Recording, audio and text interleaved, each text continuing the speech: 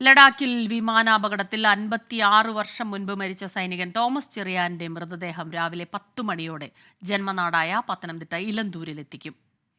ജ്യേഷ്ഠ സഹോദരപുത്രൻ താമസിക്കുന്ന വീട്ടിലാകും ആദ്യം എത്തിക്കുക. വിലാപയാത്രയായി എത്തിക്കുന്ന മൃതദേഹം ഏതാണ്ട് 2 മണിക്കൂറോളം പ്രാർത്ഥനാ ശുശ്രൂഷകൾക്കായി സൂക്ഷിക്കും. ശേഷം 12 മണിയോടെ സംസ്കാര ശുശ്രൂഷകൾ നടക്കുന്ന പള്ളിയിലേക്ക് എത്തിക്കും. 1 മണിക്കൂർ നേരം അവിടെ നാട്ടുകാർക്കും ബന്ധുക്കൾക്കും അന്തിമോപചാരം അർപ്പിക്കാനുള്ള അവസരമുണ്ടാകും. ഉച്ചയ്ക്ക് 2 മണിയോടെ സംസ്കാര ചടങ്ങുകൾ തുടങ്ങി 3 മണിയോടെ അവസാനിപ്പിക്കാനാണ് ഇപ്പോഴത്തെ തീരുമാനം. വിവരങ്ങളുമായി AV ജയശങ്കർ ചേരുന്നുണ്ട്.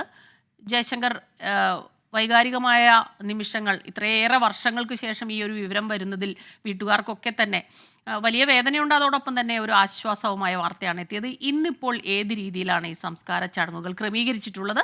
എന്തെല്ലാമാണ് വിവരങ്ങൾ?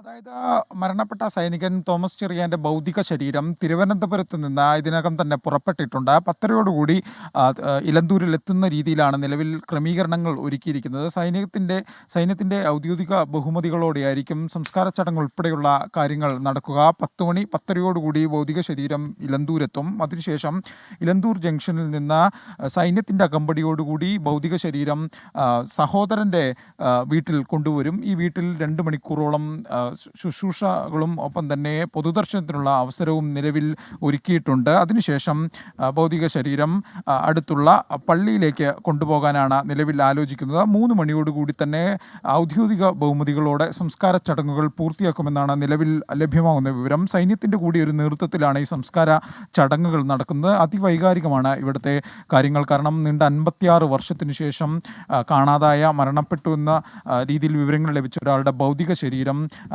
വീട്ടിലേക്ക്, സ്വന്തം ജന്മനാട്ടിലേക്ക് തിരിച്ചെത്തുന്നു. 22-ാം വയസ്സിൽ ഏറ്റവും തിളങ്ങി നിൽക്കുന്ന ഒരു പ്രായത്തിലാണ് ഇദ്ദേഹത്തിന് ജീവൻ നഷ്ടമാകുന്നത്. അതിനുശേഷം ഒരു വിവരം ഉണ്ടാവുന്നില്ല. പിന്നീട് പൊടുന്നനെ സൈന്യം നടത്തിയ പരിശോധനയിൽ ഭൗതിക ശരീരം കണ്ടെത്തുന്നു. അത് നാട്ടിലേക്ക് എത്തുന്നു. വീട്ടുകാർ പോലും പ്രതീക്ഷകൾ, ഒരു അവസാനം നോക്ക് കാണേണ്ട പ്രതീക്ഷകൾ അവസാനിപ്പിച്ചൊരു ഘട്ടത്തിലാണ് നിലവിൽ ഭൗതിക ശരീരം വീട്ടിലേക്ക് എത്തുന്നത്. ആ ഒരു സങ്കടം അവർക്കുണ്ട്. ഒപ്പം ഒരു ആശ്വാസവും, അവസാനമായി ഒരു നോക്ക് കാണാമെന്നൊരു ആശ്വാസവും അവർക്കുണ്ട്. എന്തായാലും വീട്ടിൽ നിലവിൽ എല്ലാവിധ ക്രമീകരണങ്ങളും ഏറെക്കുറെ പൂർത്തിയായിട്ടുണ്ട്. ഇവിടെ കസേരകൾ നിരന്നിട്ടുണ്ട്. ഭൗതിക ശരീരം വെക്കേണ്ട സംവിധാനങ്ങളെല്ലാം തന്നെ ഒരുക്കിയിട്ടുണ്ട്. ഇവരെ സംബന്ധിച്ച് വിവരങ്ങളുമായി AV ജയശങ്കറാണ് നമുക്കൊപ്പം ചേർന്നത്.